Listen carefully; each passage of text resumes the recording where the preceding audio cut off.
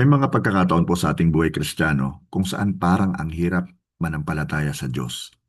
Hindi dahil ang sagot sa prayer natin ng Diyos ay no, kundi dahil tahimik siya. O tila hindi niya tayo naririnig. O tila wala siyang panahon para sa atin. Nabubuhay po tayo ngayon sa panahon na kailangan mabilisan, madalian, agaran ng resulta, mabilisan ng delivery, real-time updates.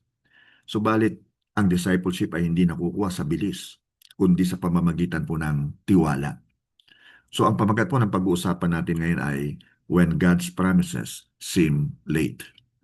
Ang atin pong text mula sa Book of Jeremiah chapter 33 verse 14, kung saan nakasulat po, "The day will come, says the Lord, when I will do for Israel and Judah all the good things I have promised them."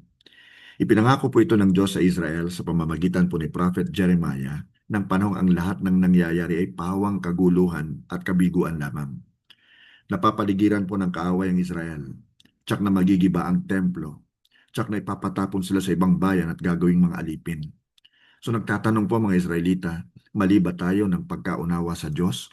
Hindi ba tayo mahalaga para sa Kanya? At sa kanila pong pagkadismaya, hindi po nagpaliwanag ang Diyos. Ngunit idineclare niya, the day will come. Ang mga salita pong ito ay nagbibigay ng pag-asa. Sinasabi po nito sa bawat disciple, maaring sa tingin mo, delayed ang mga pangako ng Diyos, but they are never denied. So ang point number 1 po, God is a promise-keeping God.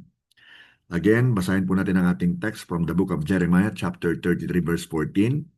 "The day will come, says the Lord, when I will do for Israel and Judah all the good things I have promised them." This is covenant language.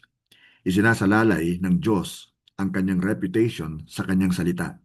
Nakabilanggo si Jeremiah nang isulat niya ang aklat na ito. Gumuguho ang Israel at Judah. Nasa ilalim sila ng paghukom. Gayunpaman, nagbibigay ang Diyos ng pag-asa bago ang pagbabago.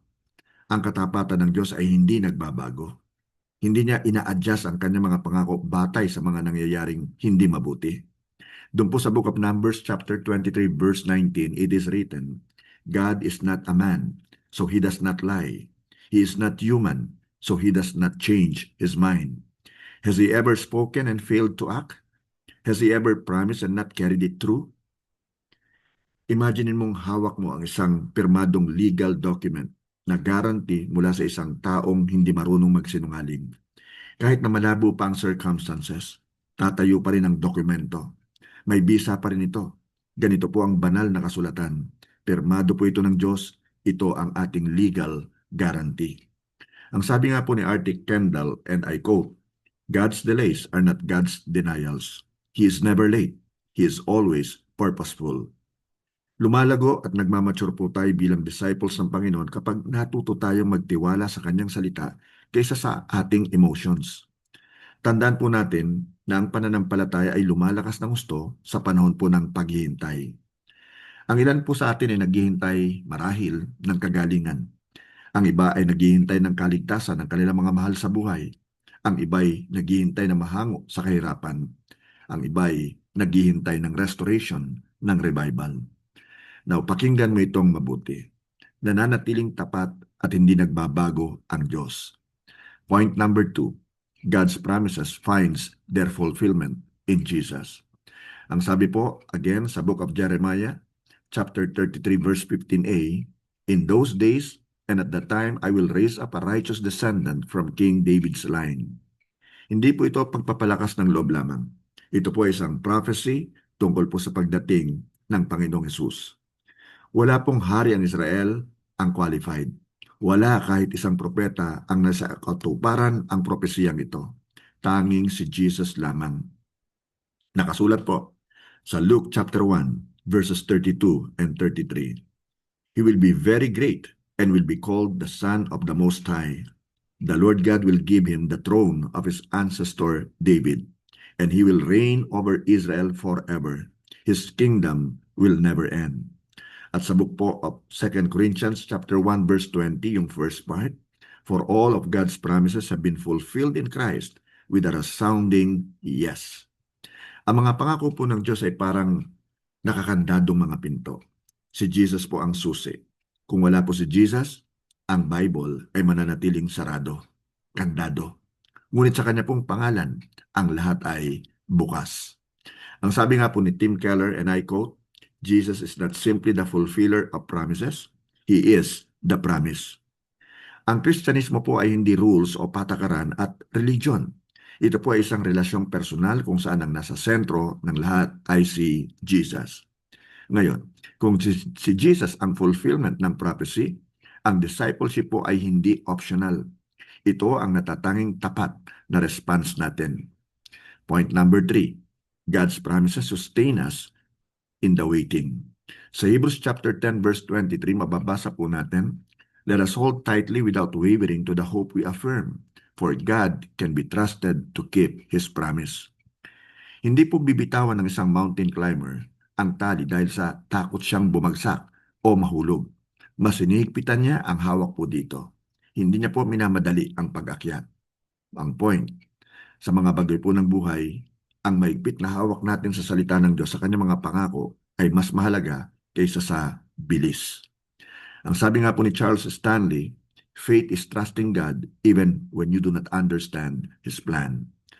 Ang mga panahon ng paghihintay ay hindi masasayang na mga panahon.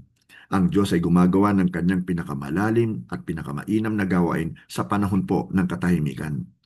Sa panahon ng paghihintay, patuloy mong mahigpit na panghawakan ang kanyang mga salita at pangako sa pamamagitan ng prayer.